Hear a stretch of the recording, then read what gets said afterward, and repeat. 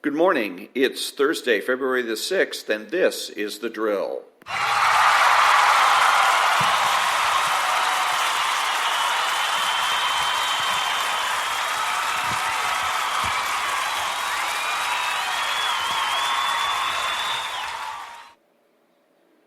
Thank you. I'm Ron, your host and the only true conservative in the United States today. Unlike those that pretend to know socialism, I actually do know socialism because I grew up in a socialist household.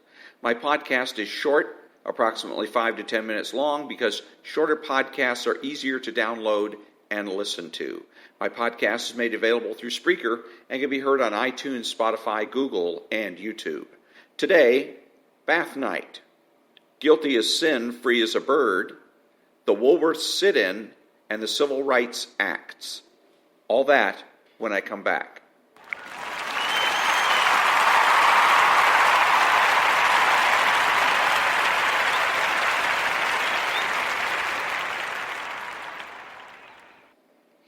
Thank you. Welcome back.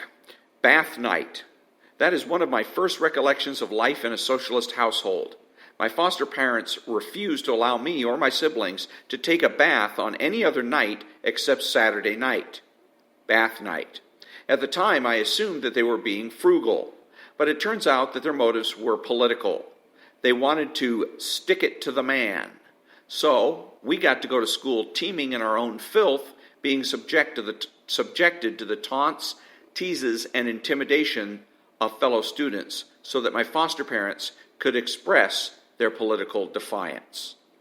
When I come back, better than new.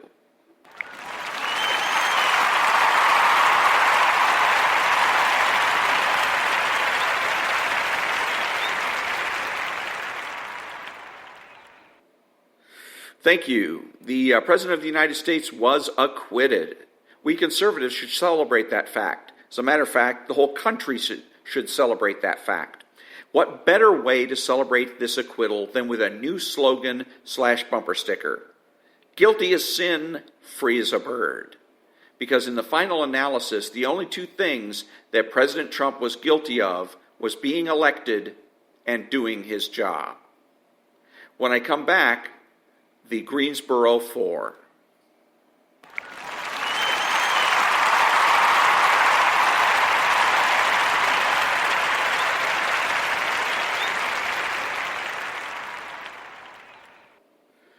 Thank you. On February 1st, 1960, four men staged a sit-in at a Woolworth's lunch counter in North Carolina to protest racial segregation.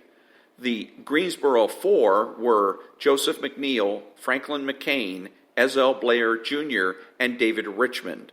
These four men were students in North Carolina that were inspired by Martin Luther King Jr. The four students were refused service and asked to leave. They refused and stayed at the lunch counter until closing.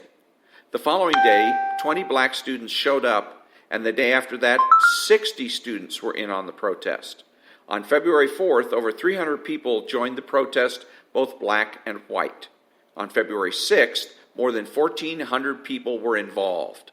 The protest then spread to other cities and stores, and the protest garnered the support of then-President Dwight Eisenhower.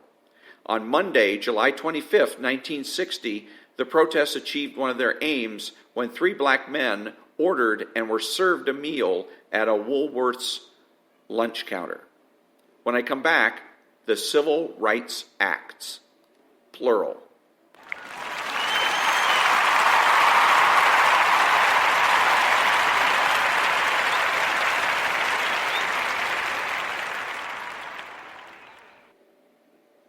Thank you. Thank you very much. The Civil Rights Act of 1866, extending the rights of emancipated slaves by stating that any person born in the United States, regardless of race, is a U.S. citizen.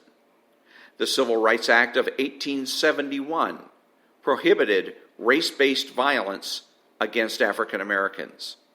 The Civil Rights Act of 1875 prohibiting discrimination in public accommodations, which was found unconstitutional in 1883 as Congress has no power to regulate individuals. The Civil Rights Act of 1957 establishing the Civil Rights Commission. The Civil Rights Act of 1960, establishing federal inspection of local voter registration polls. The Civil Rights Act of 1964, prohibiting discrimination based on race, color, religion, sex, and national origin by federal and state governments, as well as some public spaces.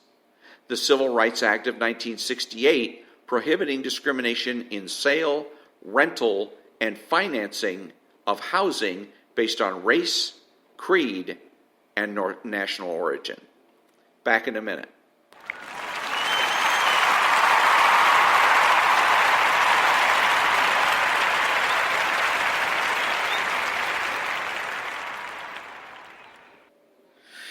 Thank you. In conclusion, Bath Night sucks. Hooray for President Trump. Hooray for the Greensboro Four. And hooray for the Civil Rights Acts. Who is a true conservative? He's the person that understands that conservatism is not just about politics, but culture as well. He's not selfish, but minds his own business. He acts like an adult. He's patriotic and uses common sense. He expresses what he knows and does so with certainty. He makes judgments, refuses to speculate, speaks clearly and definitively, and is not afraid to say no. He is open-minded, asking why rather than why not. He is consistent, credible, and influential, not ashamed of his existence, unafraid to learn or correct his mistakes. He is a normal American, and he is better than the socialist. He's a better friend, father, brother, family member, and a better person, period. You have to know that. If you don't know with every fiber of your being that being a true conservative is best, then you're wasting your time. That brings me to the end of another episode of The Drill. Remember that the left has no authority, no power, and they can't win. Think about it.